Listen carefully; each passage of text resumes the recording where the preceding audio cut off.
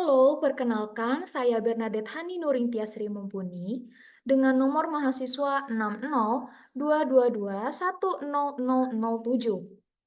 Pada kesempatan kali ini, saya akan menjelaskan terkait dengan Business Psychology Framework.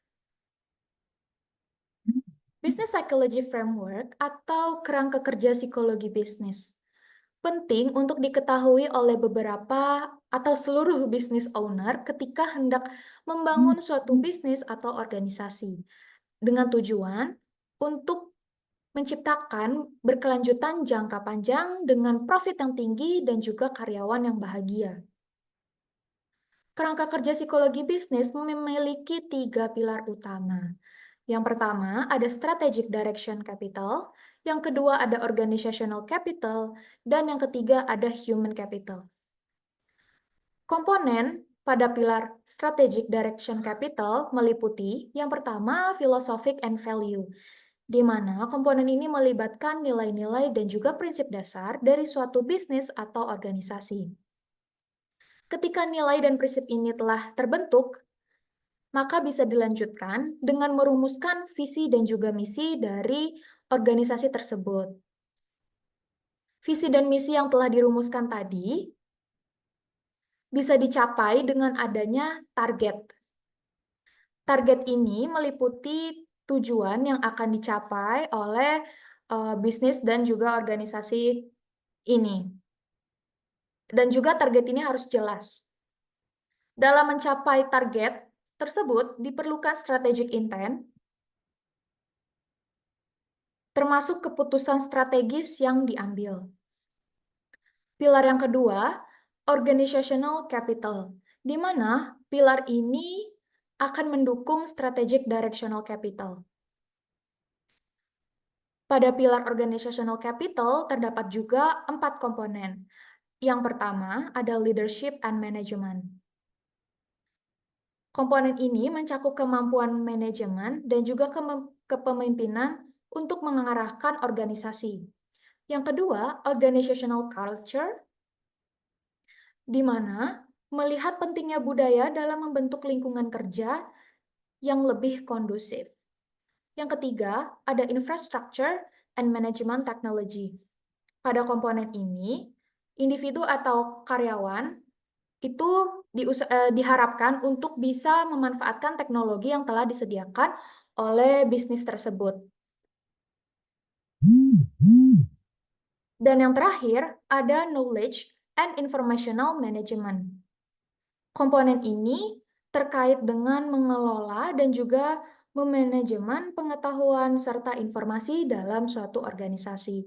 Contohnya, kesediaan atau fasilitas e-learning yang dapat diberikan oleh perusahaan atau organisasi kepada individu.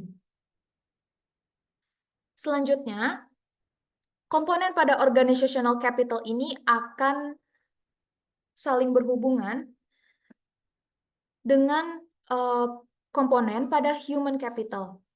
Kalau organizational capital itu berfokus pada suatu bisnis dan organisasi, human capital ini akan lebih berfokus pada individu yang bekerja di organisasi atau bisnis tersebut. Pada pilar human capital, terdapat 4 komponen juga. Yang pertama, ada individual competence, yang berarti kemampuan individu dalam berorganisasi untuk dapat berkontribusi pada kinerja perusahaan. Yang kedua, ada teamship competence atau biasa mungkin kita kenal dengan teamwork. Teamwork ini merupakan kemampuan bekerja dalam tim secara efektif, sehingga menghasilkan output yang baik bagi bisnis atau organisasi. Yang ketiga, ada organizational competence, di mana kompetensi kolektif ini diperlukan untuk dapat menjalankan suatu bisnis. Dan yang terakhir, ada social and environmental competence, di mana tanggung jawab sosial dan lingkungan yang dipegang oleh organisasi. Ketika komponen dalam organizational capital dan human capital ini berjalan sesuai dengan rencana, maka akan menimbulkan atau menghasilkan produktivitas dan juga kesejahteraan psikologis pada individu. Kesejahteraan psikologis individu ini eh, berkorelasi dengan produktivitas, di mana ketika kesejahteraan psikologis individu itu tidak baik, dikatakan tidak baik, maka produktivitasnya pun tidak akan maksimal. Namun, ketika kesejahteraan psikologis individu ini dikatakan baik dan tinggi, maka akan menghasilkan pula produktivitas yang sangat baik, sehingga berdampak baik pula bagi suatu organisasi atau bisnis. Ketika kesejahteraan psikologis individu tinggi dan juga produktivitas individu yang tinggi, maka akan menghasilkan sustainable business excellence and happiness, di mana bisnis ini berkelanjutan secara jangka panjang dengan profit yang tinggi dan juga karyawan yang bahagia. Tentu dalam mencapai sustainable business excellence and happiness ini terdapat beberapa faktor eksternal atau external forces, tantangan dari luar yang dapat mempengaruhi berkelanjutan jangka panjang suatu bisnis atau organisasi. Nah, tantangan dari luarnya ini seperti inflasi, terus pemimpin negara yang berubah, lalu juga ada perubahan iklim dari alam, stabilitas politik, dan juga perubahan dalam preferensi konsumen.